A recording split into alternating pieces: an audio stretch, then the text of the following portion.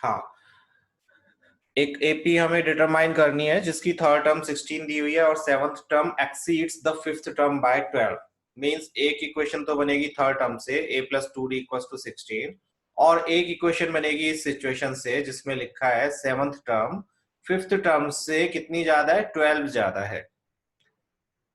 तो बनाते हैं यहाँ पर हम equations.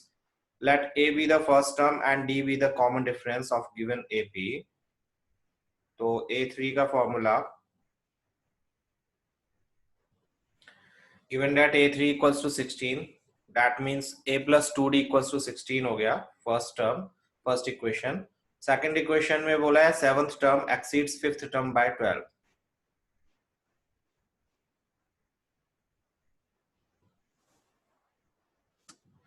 Seventh term fifth term से 12 ज्यादा है, means a plus 6d equals to a plus 4d plus 12।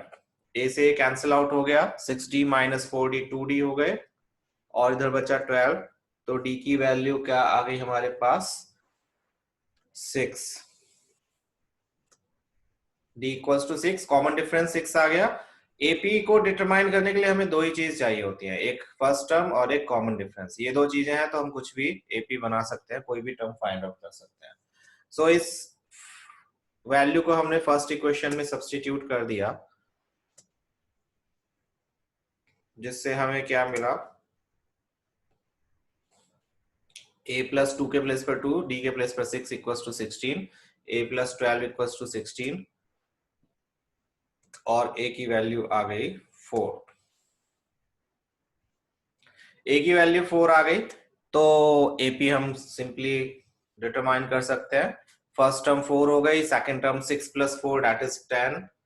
General form of AP होती है a plus d, a plus 2d, a plus 3d and so on. तो a के place पर a which is 4, a plus d means 4 plus 6 that is 10, a plus 2d which is 4 plus 2 into 6 12 and 4 plus 18 and so on. तो जब भी determine AP लिखे तो आप at least 4 terms निकाल कर दे आना। पहले 3 टर्म्स का होता था, लेकिन लास्ट टू लास्ट ईयर से उन्होंने बोला कि 4 टर्म्स एटलीस्ट आप लिख कर आओ। तो 4 टर्म्स आप लिखोगे एटलीस्ट जब भी एपी डिटरमाइन करने के लिए बोला हो। So we have these 4 terms, starting की 4 terms of this AP, 4 10 16 22 and so on. ये हमारी डिजायर्ड एपी होगी।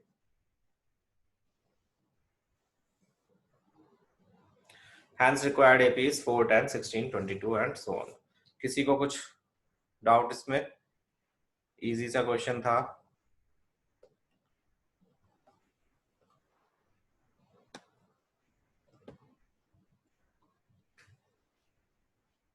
ओके,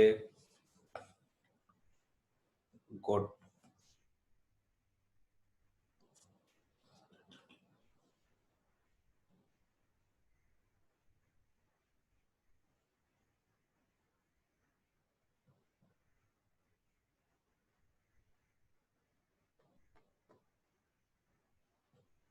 चलो, तो नेक्स्ट क्वेश्चन पे चलते हैं। नेक्स्ट क्वेश्चन है question number 17 sorry. Find the 20th term from the last term of the AP this and 253 last term है। तो लास्ट टर्म हमारे ये वाला इंपॉर्टेंट क्वेश्चन है जिसमें हमें 20th term from the last निकालनी है। मींस हमें एपी को इधर से कंसीडर करना है। एक तो वे ये है कि आप एपी को लास्ट से फर्स्ट टर्म लास्ट टर्म को कंसीडर करो और कॉमन डिफरेंस हो जाएगा उसका अलग, नेगेटिव या पॉजिटिव साइन चेंज होके, या फिर सिंपल आप फॉर्मूला यूज कर सकते हो जो कि अभी मैं बता रहा हूँ। लास्ट टर्म का फॉर्मूला सबको पता है जिन्होंने किया हुआ है, कि अगर लास्ट टर्म से हमें एपी की कोई टर्म फाइंड आउट करनी है, कैलकुलेट करनी है, तो ज्यादा दिमाग लगाने की जरूरत नहीं है कि इधर से 20th टर्म इधर से कौन सी पड़ेगी, उसमें गड़बड़ हो जाती है। तो बेटर है जस्ट लास्ट टर्म देखो 253 है, common difference 8 minus 3, common difference normal वाला इधर की साइड से 8 माइनस 3 5। सो इसका formula L minus n minus 1 into D होता है। लास्ट टर्म से जब भी आपको पूछा जाए कि लास्ट टर्म से 20th टर्म फाइंड आउट करो, तो आप ये फॉर्मूला अप्लाई करोगे। कौन सा formula? Last term minus n minus 1 into common difference, that gives us 20th term from the last term क्या है? 253. n मीन्स 20th टर्म हमें कैलकुलेट करनी है, तो 20 माइनस 1, d हमारा कितना है? 5. इसको सॉल्व किया, 253 माइनस 19 इंटू 5, 95. सो हमारे पास आ गई वैल्यू लास्ट टर्म से 20th टर्म टूवर्ड्स, ये भी लिखा आएगा टूवर्ड्स फर्स्ट टर्म, ठीक है। लास्ट टर्म से 20th टर्म का मतलब ये मत समझ लेना कि लास्ट टर्म से इसके आगे की 20th टर्म निकालनी है, ऐसा भी कई बार सोच लेते हैं, जो कि पॉसिबल है, मतलब जायज है। आप अगर सोचते हो तो गलत नहीं सोचते हो। हमें क्या पता लास्ट टर्म से 20th टर्म उसने कौन सी पूछी है, लेफ्ट साइड में पूछी है, राइट साइड में।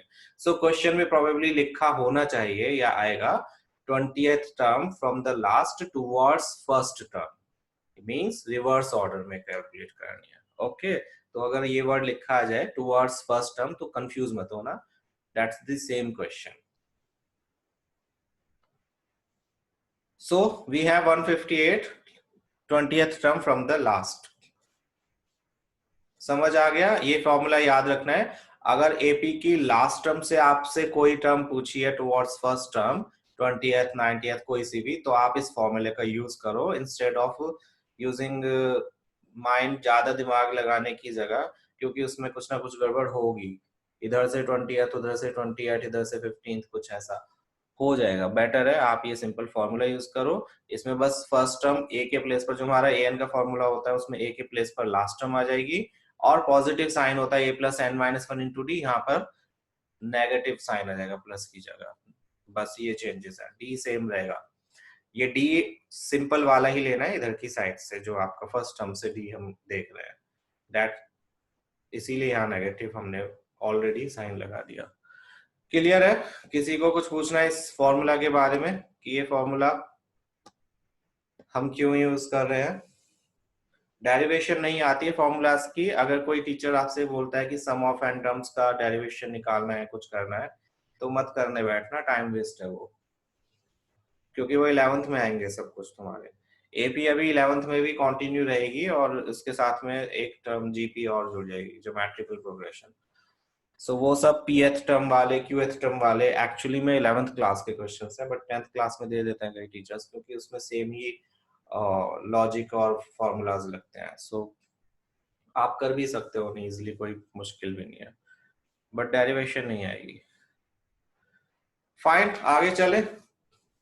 किसी को कुछ और पूछना है पूछ लो। अगेन पूछ रहा हूं मैं लास्ट टाइम इस वाले फॉर्मूला के बारे में, इंपॉर्टेंट है ये फॉर्मूला।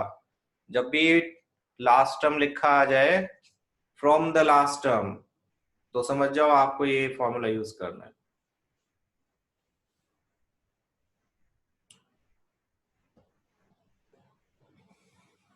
चलो next question. Sum of the fourth and eighth term of an AP is 24. Means A4 plus A8 दिया हुआ है 24 के इक्वल, और A6 प्लस A10 दिया हुआ है किसके इक्वल? 44 के equal. We need to find out first ही टर्म्स ऑफ द AP। तो पहले हम इक्वेशंस फॉर्म करते हैं इन दो सिचुएशन से, दो वेरिएबल और दो इक्वेशंस, मींस लीनियर इक्वेशंस इन two variables.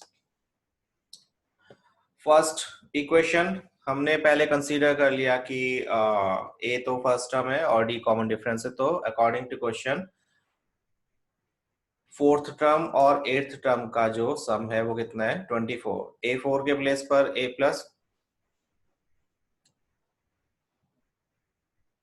Naisa question 17th उसी, हाँ उस फॉर्मूला के थ्रू ही करना है आपको, बेटर है। और वो बुक में दिया हुआ है फॉर्मूला, खुद से हमने नहीं बनाया है, तो लेजिट है वो, आप यूज कर सकते हो। जो फॉर्मूलाज बुक में दिए हैं, आपको कोई भी ऐसे फॉर्मूला, ये सर ने नया फॉर्मूला बताया है, तो पहले आप चेक कर लो या मेरे से पूछ लो, सर ये बुक में तो है नहीं कि हम इसको यूज कर सकते हैं या नहीं कर सकते हैं, बेटर रहेगा। क्योंकि कई फॉर्मूलाज ऐसे हैं जो बुक में नहीं है और जो आपके कोर्स के भी नहीं है, स्टिल टीचर्स यूज करा देते हैं, जो कि आपको नहीं करना है। उस इस वाले 17th क्वेश्चन वाले फॉर्मूला को यूज कर सकते हो, बिकॉज वो बुक में भी दिया हुआ है।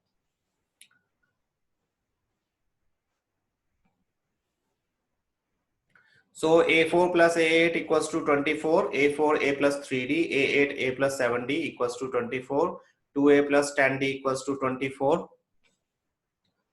That gives us 2 से डिवाइड कर दिया पूरी इक्वेशन को, बिकॉज 2 के मल्टीपल्स है सब. A plus 5D equals to 12. ये फर्स्ट इक्वेशन हो गई. नाउ सेकंड सिचुएशन दी हुई है कि 6th टर्म और 10th टर्म का सम 44 है.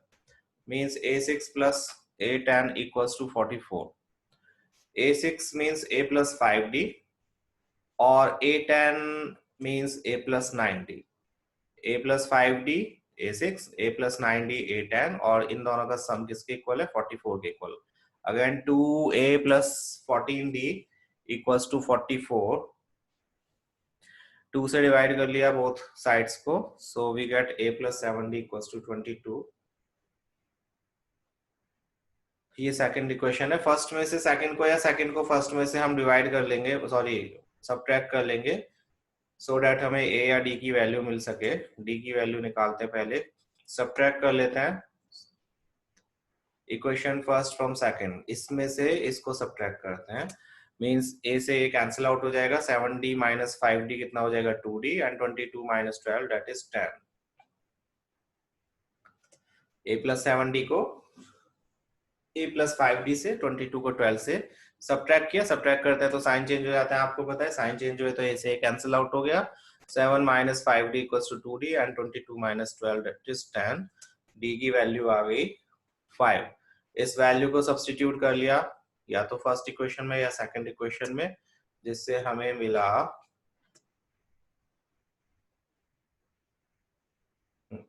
A plus 25 equals to 12. यहाँ पर हमने सब्स्टिट्यूट किया तो A की वैल्यू आ गई -13. So we have first term -13, common difference is 5. We can find out starting की 3 terms. First 3 terms क्या होंगी? A plus D, A plus 2D. A के प्लेस पर A which is -13. A plus D means -13 plus 5 that is -8. और A plus 2D that is -13 plus 10, जिससे answer ये आ गया पूरा. ठीक है, फर्स्ट 3 टर्म्स हो गई, -13, -8 एंड -3. क्लियर? किसी को कोई डाउट इसमें? कुछ भी, किसी भी तरह का? बस ये एक्सरसाइज ही कराऊंगा आज में और सम वाले फॉर्मूला बता दूंगा. आगे हम नेक्स्ट क्लास में ही करेंगे, क्योंकि कुछ बच्चों ने रिक्वेस्ट करी कि सर आज हम नहीं ज्वाइन कर पाएंगे कुछ रीजन से. गुड. अक्षत जैन, नमस्ते तो करी नहीं तुमने.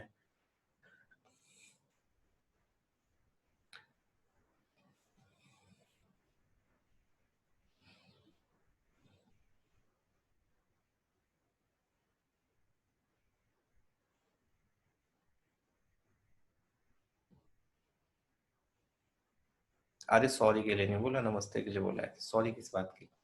नमस्ते. नमस्ते कह के कहलवानी पड़ती है. चलो जस्ट किडिंग. ठीक है, मैं कर देता हूँ. नमस्कार सभी को, जिसको नहीं बोला था और जिसने मुझे नहीं बोला था, जिसमें नित्या, काशवी, नायसा, अक्षत जैन. ध्यान रखता हूँ मैं इन चीजों का भी, ऐसा नहीं है कि नोटिस नहीं करता हूँ. ठीक है, बट किसी उस वे में नहीं बोल रहा हूँ कि कोई बुरी बात है. चलो ये सुबह राव वाला क्वेश्चन देखो. Yes Akshat, I know. सुबह राव वाला क्वेश्चन इसलिए इंपॉर्टेंट है क्योंकि इसमें मैंने बताया था पहले जब करा था कि हम आंसर निकाल आते हैं कि कितने इयर्स के बाद में उसकी सैलरी इतनी हो जाएगी, बट एक्चुअल में यहाँ पर कौन से ईयर में, इन विच ईयर बोला है, तो we need to give answer in exact year की फॉर्म में कि कौन से ईयर में उसकी सैलरी 7,000 हो जाएगी.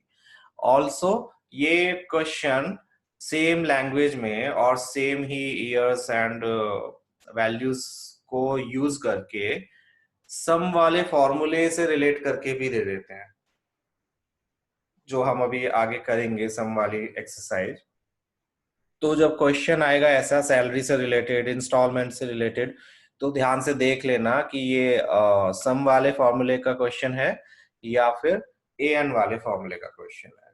जिसमें इन विच ईयर आ जाए तो उस केस में तो समझ जाओ, विच जहां पर भी आ जाए कि तुम्हें एन का तो यूज करना ही है। विच का मीनिंग होता है कि they want to know value of n, which year, which term, which month, which week, जो अभी आ गया है रामकली वाला। सो जहां पर भी विच आ जाए समझ लो आपको एन का तो यूज करना ही करना है, एन वाले फॉर्मूले का। मीन्स आपको एन की वैल्यू तो फाइंड आउट करनी है। एन की वैल्यू कैलकुलेट करने के लिए हमें एपी चाहिए, जिसमें फर्स्ट टर्म उन्होंने दी हुई है कि सुब्बा राव ने स्टार्ट किया वर्क 1995 में। यहाँ पर इस ईयर की वैल्यू का कुछ लेना देना अभी नहीं है, इससे एपी नहीं बनानी है हमें। हमें एपी बनानी है 1995 में उसकी सैलरी कितनी थी, ₹5000। दैट मीन्स 5000 से उसने स्टार्ट किया एनुअल सैलरी, और उसकी इंक्रीमेंट हुई ₹200 ईच ईयर। यहाँ पर एक छोटी सी चीज और मैं बता दूं, लास्ट टाइम नहीं बताई थी मैंने, कि ऐसा ही एक क्वेश्चन सैलरी का आ जाता है जिसमें वो यहाँ पर सैलरी जो देते हैं वो मंथली दे देते हैं। मंथली सैलरी इतनी है और उसके बाद पूछते हैं कौन से ईयर में उसकी सैलरी इतनी हो जाएगी। इंक्रीमेंट एनुअली ही होती है, तो उसमें ध्यान रखना मंथली सैलरी है तो आप पहले 12 से उसको मल्टीप्लाई करोगे, फिर उसमें इंक्रीमेंट करोगे, उसके बाद में एपी को फॉर्म करोगे। फाइन, तो ध्यान रखना सैलरी जो दी है वो एनुअल दी है या फिर मंथली दी है, या हो सकता है वो हाफ ईयरली लिख दें, कुछ भी लिख सकते हैं। ट्रिकी क्वेश्चंस, जस्ट लैंग्वेज को ट्विस्ट करके आपको कंफ्यूज करना चाहेंगे वो। इंक्रीमेंट क्या होता है उमंग? जब आप किसी एक फर्म में काम करते हो, कहीं एक जगह काम करते हो, तो आप ये मैंडेट होता है कि आपकी सैलरी इंक्रीज हो पर ईयर। आपकी परफॉर्मेंस के बेस पर उसके अलग अलग फैक्टर्स होते हैं, टाइम के बेस पर, एक्सपीरियंस के बेस पर, आपकी परफॉर्मेंस के बेस पर, आपकी पंक्चुअलिटी, आपका प्रोडक्टिवनेस जो थी, वो सबको कंसीडर करके आपको एनुअली इंक्रीमेंट दिया जाता है कि आपकी सैलरी इतनी और बढ़ गई है। ऐसा नहीं है कि आपने 5000 से एक कंपनी में स्टार्ट किया काम और 10 साल बाद भी आपकी सैलरी 5000 की है। आपकी इंक्रीमेंट होगी एज पर एक्सपेंसेस भी देखते हैं उसमें कि जो महंगाई बढ़ी है उसके हिसाब से भी आपकी इंक्रीमेंट होती है।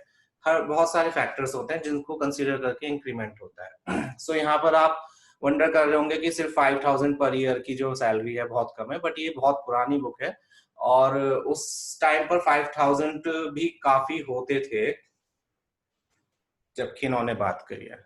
चलो, सो इन्होंने बोला है कि 5000 पर ईयर पर स्टार्ट करा एनुअल सैलरी उनकी, एंड ₹200 पर ईयर उनको इंक्रीमेंट मिला, और 7000 उनकी सैलरी कौन से ईयर में हो जाएगी, इन विच ईयर।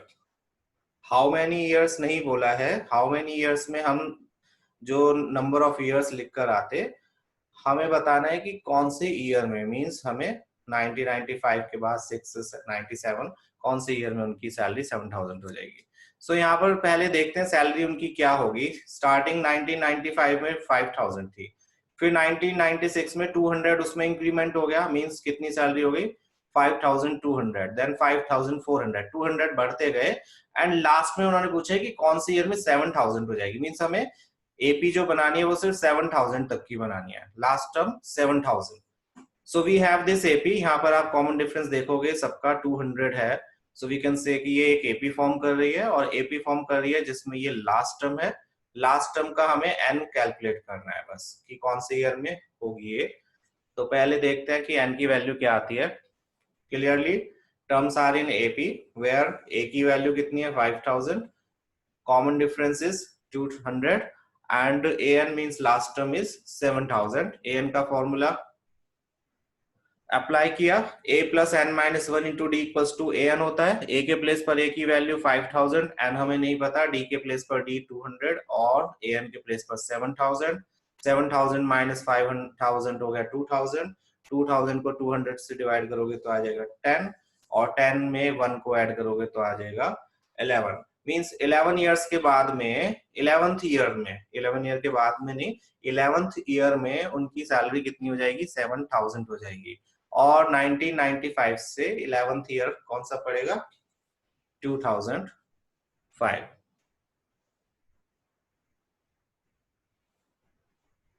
ठीक है, किसी को कोई प्रॉब्लम इसमें कुछ भी?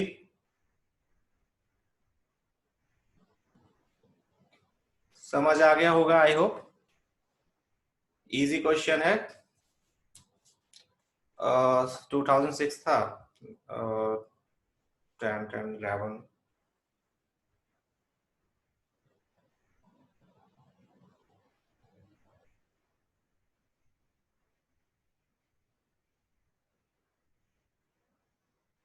हाँ, एक मिनट माहिर।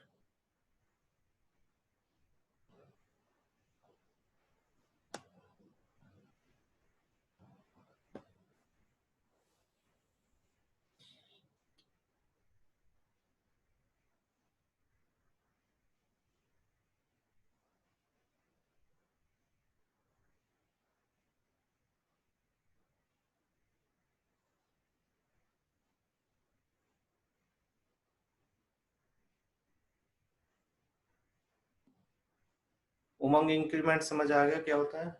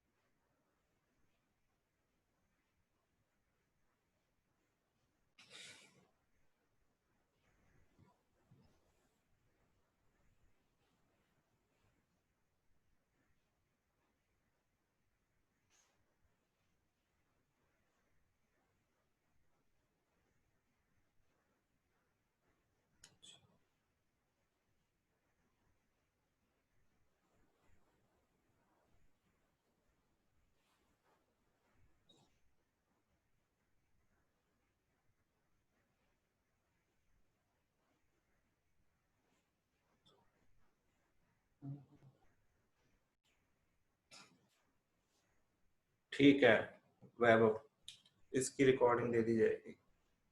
हाँ तो sorry. No problem no problem. Increment क्या होता है ये तो हो गया।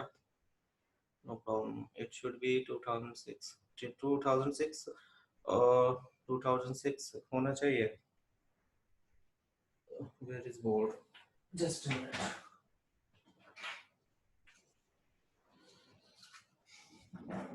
1995 भी इसमें कंसीडर करना है क्रिश।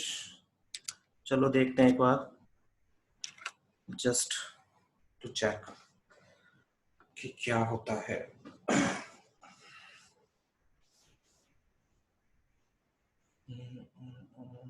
एनोटेट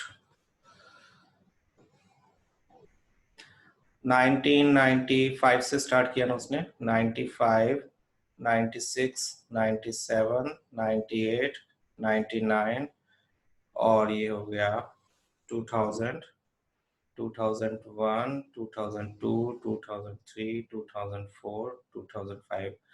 कितने इयर्स हो गए? 1 2 3 4 5 6 7 8 9 10 11 इयर्स। ठीक है। 95 में कितनी सैलरी थी उसकी? 5000। फिर ये हो गई 5200, 400 हो जाएगी, 600, 800 एंड यहाँ पर हो गई पूरी इसकी 6000। 6000 के बाद में फिर 6200, 400, 600, 800 एंड 7। हाँ नहीं, ऐड नहीं करना है। ईयर्स में यही प्रॉब्लम होती है कि आप ऐड नहीं करोगे। 1995 में उसने स्टार्ट किया, 1995 में 5000 थी सैलरी और वो सैलरी हमने इंक्लूड करी है एपी की फर्स्ट टर्म के रूप में, है ना। तो इसलिए हम 1995 को भी इंक्लूड करेंगे। दैट्स व्हाई 1995 के बाद 11th ईयर जो पड़ेगा वो 2005 होगा। अगर वो बोलते कि 1995 को कंसीडर नहीं करना है, उस केस में फिर वो 2006 होता। ओके, सो ईयर्स टाइम वाले जो होते हैं इसमें बहुत प्रॉब्लम होती है, आई नो। जो अभी तो ये तो फिर भी ईयर्स का है, ऐसा आएगा कि 8 बज के जो फर्स्ट चैप्टर है उसमें बेल्स का होगा कि 8 बजे 3 बेल्स एक साथ बजी, तो बताओ नेक्स्ट टाइम वो एक साथ फिर कितने बजे बजेंगी, किस टाइम पर बजेंगी। तो उसमें आपको बहुत ध्यान रखना पड़ेगा कि 8 o'clock हुई तो उसके बाद 36 मिनट्स ऐड करने, तो 36 मिनट के बाद बजेंगी या 36 मिनट पे बजेंगी, ये सब चीजें कंसीडर करके तब आंसर लिखना है। थोड़ा ट्रिकी हो सकता है बट थोड़ा सा माइंड उसमें आपको लगाना पड़ेगा। ओके, चलो नेक्स्ट क्वेश्चन पे मूव करते हैं। नेक्स्ट क्वेश्चन मैंने शायद होमवर्क के लिए दिया है, रामकली वाला। रामकली वाला मैंने बताया था कि ये वैल्यू बेस्ड क्वेश्चंस में काफी आता था, अब तो आएगा तो आएगा। Ramkali saves ₹5 in the first week of a year and then increased her weekly savings by ₹1.75. If in the nth week her weekly savings become rupees 20.75, then find the value of n. इसमें एक तो ये चीज ध्यान रखनी है कि जो उन्होंने क्वेश्चन में बोला है कि उसकी वीकली सेविंग कितनी हो गई, इसका मीनिंग ये बिल्कुल नहीं है कि टोटल सेविंग कितनी हो गई। वो टोटल पैसों की बात नहीं कर रहे हैं, वो वीकली सेविंग की बात कर रहे हैं कि फर्स्ट वीक में उसने ₹5 एक तरह से गुल्लक में डाले अपनी पिगी बैंक में, देन सेकंड वीक में उसने ₹5 में 1.75 और ऐड कर दिए, मीन ₹6.75, वो उसने उसमें डाले गुल्लक में। तो जो टोटल होगा, हो सकता है क्वेश्चन में ये भी लिखा आ जाए कि बताओ उसके पिगी बैंक में टोटल कितनी मनी है। टोटल मनी जब लिखा आएगा उस केस में आपको सारे वीक्स की सेविंग्स का सम निकालना होगा, जो कि हम आगे पढ़ेंगे। बट यहाँ पर उसने सिर्फ और सिर्फ ये बोला है कि एन की वैल्यू बताओ, नंबर ऑफ वीक्स बताओ। तो उस केस में आपको सम नहीं निकालना, उस केस में सिर्फ और सिर्फ आपको क्या कंसीडर करना है, ये तो लास्ट टर्म है, ये फर्स्ट टर्म है, और ये है कॉमन डिफरेंस जो वो इंक्रीज करती जा रही है। So we need to find out just number of weeks या एन की वैल्यू। ये आप खुद कर लोगे होमवर्क। अगर किसी को कुछ इसमें डाउट है तो पूछ लो कि ये कैसे होगा या क्या होगा। डेसिमल की वैल्यूज हैं, ध्यान से करना। आप चाहो तो सभी वैल्यूज को पैसों में भी कन्वर्ट कर सकते हो, अगर छोटा मतलब इजी, डेसिमल से थोड़ा डर लगता है तो इजी तो नहीं होगा, वो लेंथी हो जाएगा, बट डेसिमल से कई बार प्रॉब्लम होती है तो आप डेसिमल हटा सकते हो जाएगा ये क्वेश्चन सभी से। किसी को लग रहा है कि नहीं मेरे से नहीं हो पाएगा तो पूछ लो अभी। इसमें आप एपी फॉर्म करो जिसकी फर्स्ट टर्म 5 होगी, second term ₹6.75 means common difference 1.75, and n means last term हो जाएगी 20.75, हो जाएगा। वैल्यू बेस्ड बताओ, इसमें वैल्यू क्या डिपिक्ट होती है। इसमें वो लिख देंगे रामकली सेव्स इतने rupees for her daughter's birthday, या फिर उसके एडमिशन के लिए, स्कूल में एडमिशन के लिए। उस केस में सेकंड टर्म ₹5 में कॉमन डिफरेंस ऐड कर दो उमंग, ये ₹5 फर्स्ट टर्म है, सेकंड टर्म होगी ये जो इंक्रीज करी हो, वीकली इंक्रीज। जो भी इंक्रीमेंट होता है वो हमेशा कॉमन डिफरेंस होता है। जैसे प्रीवियस क्वेश्चन में ₹200 बढ़ रहे थे उसके पर ईयर, तो वो कॉमन डिफरेंस था। यहाँ पर इंक्रीज होगा या कोई कॉन्टिन्यूसली डिक्रीज होती है कोई वैल्यू, वो कॉमन डिफरेंस होता है। इस केस में ये इंक्रीमेंट है, सो ये कॉमन डिफरेंस है। तो सेकंड टर्म के लिए आप 5 में 1.75 को ऐड कर लोगे, विच इज 6.75, वो होगी सेकंड टर्म। और लास्ट टर्म दी हुई है मींस nth टर्म 20.75, तो an इक्वल्स टू 20.75 रखोगे, an के प्लेस पर an का फॉर्मूला अप्लाई करोगे, आपकी वैल्यू आ जाएगी n की। और ध्यान रखना n की वैल्यू क्या आनी चाहिए, एक natural number. Number of weeks पूछे हैं तो वो डेसिमल में नहीं आने चाहिए, ना फ्रैक्शन में ना नेगेटिव। हो जाएगा उमंग।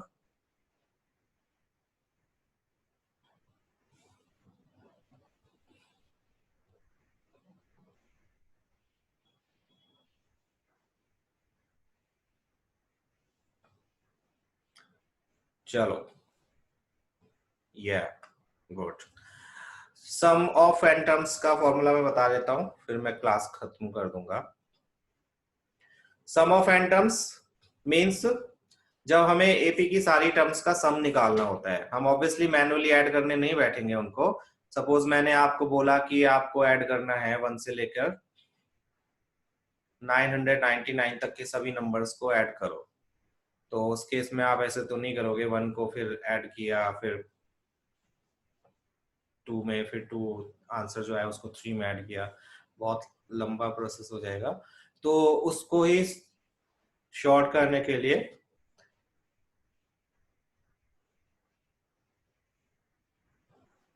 ये फॉर्मूला बनाया गया है। Consider we have an A P, जिसमें ए तो है फर्स्ट टर्म, डी है कॉमन डिफरेंस और एन टर्म्स हैं। तो उस केस में जो एस एन होगा, सम ऑफ एन टर्म्स, वो होगा n upon two, two a plus n minus one into d. ठीक है, यहाँ एन तो है नंबर ऑफ टर्म्स जिनका हमें सम निकालना है, जितनी भी टर्म्स का सम निकालना है। Two a means first term का twice, and again number of terms, d means common difference। बस वैल्यू सब्स्टिट्यूट करो, you'll get your answer। जैसे 1 से लेकर 99 तक का हमें सम निकालना है, जो कृष्ण ने पूछा था उसके लिए मैंने ये बताया। कृष्ण 1 से लेकर 99 तक का सम निकालना है। तो यहाँ पर a की वैल्यू तो है 1, d की वैल्यू भी 1 ही है, देखो 1 1 का डिफरेंस है, और an की वैल्यू क्या है 99। नंबर ऑफ टर्म्स कितनी होंगी जरा बताओगे? 1 से लेके 99 तक n की वैल्यू क्या होगी? 1 से 99 तक n की वैल्यू क्या होगी? कितने नंबर ऑफ टर्म्स होंगे? सिंपल देख के बता सकते हो, क्योंकि 1 1 का जब भी वो होता है डिफरेंस, तो उतनी ही टर्म्स होती हैं जितनी आपको देखनी है। अगर वो 1 से स्टार्ट हुई 199 और हम 1 से लेके 99 तक 199 नंबर आ जाएंगे। How is it possible? 1 से लेके 99 तक 199 नंबर्स कैसे आ सकते हैं? लगा क्या? वो देखो क्या लिखा हुआ है, लगना क्या है, स्क्रीन पर देखो ना क्या लिखा हुआ है, 99। यस, तो 99 n की वैल्यू भी 99 होगी। उस केस में सम ऑफ n टर्म्स मींस इनका अगर हमें सम कैलकुलेट करना है तो n के प्लेस पर 99 upon 2, 2a means 2 into 1 2, 99 minus 1 कितना हो जाएगा 98 इंटू डी 1 है, ये हो गया 99 ओवर 2 इंटू 98 प्लस 2 कितना हो गया 150, और इसकी multiply 5 9s are 45, 5 9s are 45, 45 और 4 कितने होते हैं 40।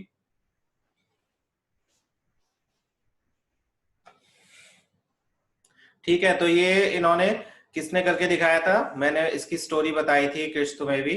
कौन थे वो जिन्होंने करके दिखाया था? काटा नहीं है, कैंसिल आउट नहीं किया है, गॉस। हाँ, गॉस एक थे। एक क्वेश्चन उसके कृष्ण के एग्जाम में भी आया था, लास्ट ईयर भी आया था, 1 मार्कर में आ जाता है, सिंस आपके एमसीक्यूज हैं तो उसमें तो जरूर आएगा। गॉस एक थे, मैथमेटिशियन थे। वो जब छोटे थे, स्कूल में थे, तो एक बार उनके टीचर ने बोला सभी से, तब तक एपी नहीं था, कि चलो 1 से लेकर 99 तक के नंबर्स का सम निकालो।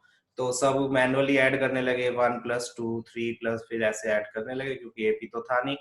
गॉस ने क्या सोचा, उन्होंने 1 से लेकर 99 तक नंबर लिखे और देखा कि सभी का सम अगर रिवर्स ऑर्डर में हम ऐड करेंगे नंबर से, तो देखो 1 को जब हम 99 से ऐड करेंगे तो कितना आएगा 100, फिर 2 को 98 से ऐड करोगे अगेन 100, 3 को 97 से करोगे अगेन 100। तो ऐसे करके 100 100 कितने पेयर बनेंगे?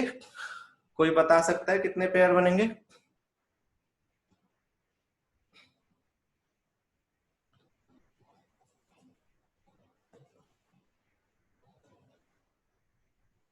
उमंग 90 क्यों बनेंगे? अक्षर जैन 50 क्यों बनेंगे? 100 तक का तो नंबर नहीं है ना यहाँ पर। देखो 50 पेयर तब बनते जब ये 0 से स्टार्ट होता और 100 पर खत्म होता, उस केस में 100 पेयर बनते। इस केस में पेयर बनेंगे 49। यस, तो 49 पेयर बने। एक पेयर का सम अगर 100 है तो 49 पेयर का सम कितना हो जाएगा? That's it. यस, सो इस तरह से उन्होंने सम निकाल दिया। तो ये क्वेश्चन आ जाता है, हु वाज द मैथमेटिशियन या पर्सन जिन्होंने ये एपी में फर्स्ट एन नेचुरल नंबर्स का सम, ये सिर्फ उन्होंने नेचुरल नंबर्स के सम में ही करा था। एपी के फॉर्मूले को उन्होंने नहीं डिराइव किया था, उन्होंने सिर्फ नेचुरल नंबर्स का सम हम इजिली कैसे निकाल सकते हैं, सेम थिंग गोज विद 200 तक के 199 तक के नंबर, 299 तक के नंबर। तो आप ये काम सबके साथ कर सकते हो, इनका सम कुछ ना कुछ होगा। अगर 1 से लेकर आप 199 तक का करोगे तो उस केस में सम कितना हो जाएगा, 200 हो जाएगा। 1 प्लस 199 200, 2 प्लस 198 कितना हो जाएगा, 200। तो इस तरह से इनका सम आप कैलकुलेट कर सकते हो। तो ये गॉस थे, उन्होंने बोला था, उन्होंने करके दिखाया था, तो ये नाम ध्यान रखना, क्वेश्चन आ जाता है। ठीक है, तो सम ऑफ एन टर्म्स का फॉर्मूला, बट आप ये यूज करोगे जो यहाँ पर लिखा है, जिसमें एन पता चल गया, ए पता चल गया और डी पता है आपको, कॉमन डिफरेंस। और अगर आपके पास लास्ट टर्म दी हुई है तो आप छोटा सा फॉर्मूला ये भी अप्लाई कर सकते हो एक और, उसमें फिर आपको एन भी दिया हुआ है, डी भी दिया हुआ है, ए भी दिया हुआ है, लास्ट टर्म भी दी हुई है, तो आप ये छोटा फॉर्मूला भी यूज कर सकते हो, n upon 2 first term plus last term. ठीक है, अगेन इसको अगर चेक करना चाहो 1 से लेकर 99 तक का आपको अगर सम फाइंड आउट करना है, तो ए की वैल्यू 1 है, डी की वैल्यू भी 1 है, एन की वैल्यू 99 और लास्ट टर्म भी कितनी है, 99। सिंपल इसमें आपने डाला 99 over 2 first term plus last term which is 99, तो 99 ओवर 2 इंटू 150, इनको आप कर लोगे तो आंसर आ जाएगा। So you can use this formula as well, अगर आपको लास्ट टर्म पता है तो। एन तो दोनों में चाहिए ही चाहिए, अगर आपको एन नहीं दिया हो तो पहले आपको एन कैलकुलेट करना पड़ेगा, कंप्यूट करना पड़ेगा, उसके बाद में ये फॉर्मूलाज आप अप्लाई करोगे। ठीक है, ये फॉर्मूला याद करना है, ये सेकंड एक्सरसाइज का फॉर्मूला है, बस यही दो फॉर्मूलाज हैं इसमें। ये एक ही फॉर्मूला कंसीडर करता हूं क्योंकि ये वाला फॉर्मूला इसी से बना हुआ है। देखो, n upon 2 2a plus n minus 1 into d, that means n upon 2, 2a को हम लिख सकते हैं a plus n minus 1 into d, 2a को ये लिख लिया, और ये हमें पता है ये किसका फॉर्मूला होता है, an का formula, an means last term, तो n अपॉन 2 a प्लस इसके प्लेस पर लिख दिया लास्ट टर्म, दैट्स इट। तो ये एक ही फॉर्मूला है, बस थोड़ा सा सिंप्लीफाइड है, इनकेस आपको लास्ट टर्म पता है तो। So we have only 2 formulas in this chapter. जो लास्ट टर्म से 20th टर्म फाइंड आउट करी थी वो भी an से ही बना हुआ है, तो उसको मैं डिफरेंट फॉर्मूला नहीं कंसीडर करता। ये फॉर्मूलाज बस 2 याद करो तो आपका हो जाएगा चैप्टर ऑलमोस्ट फिनिश। बस ये ध्यान रखना है कि ये फॉर्मूलाज आपको अप्लाई कैसे और कब करने हैं, वर्ड प्रॉब्लम्स में स्पेशली। वर्ड प्रॉब्लम्स में वो बहुत डिफिकल्ट तो नहीं, लेकिन ट्रिकी क्वेश्चंस दे सकते हैं जिसमें पता नहीं चलेगा कि हमें सम निकालना है या फिर नंबर ऑफ टर्म्स निकालनी है। मोस्टली ऐसे क्वेश्चन होंगे जो फाइनेंशियल चीजों से रिलेटेड होंगे, कि बैंक की लोन है या फिर सैलरी से रिलेटेड, या ये चंपाकली रामकली वाला क्वेश्चन, इस टाइप के। ठीक है, तो नेक्स्ट क्लास में सम वाले क्वेश्चन करेंगे, जिसमें आई थिंक 2 सेशंस लगेंगे सम वाले क्वेश्चंस, 2 नहीं 3 सेशंस लग सकते हैं, थोड़े ज्यादा क्वेश्चंस हैं, तो वो फिर एपी फिनिश हो जाएगा। और कल की क्लास को मैं बताता हूँ तुम्हें, कल ही मॉर्निंग में साइंस की तो होगी, मैथ्स की होगी या नहीं होगी, अगर होगी तो किस टाइम होगी वो मैं कल ही बताऊंगा। साइंस वाले बच्चे प्लीज फी सबमिट कर देना जिस जिसकी नहीं हुई है, और have a nice day, happy Janmashtami. किसी को कुछ बोलना है तो बोल सकते हो, क्लास के लिए, नॉट ऐसे कुछ भी बोल रहे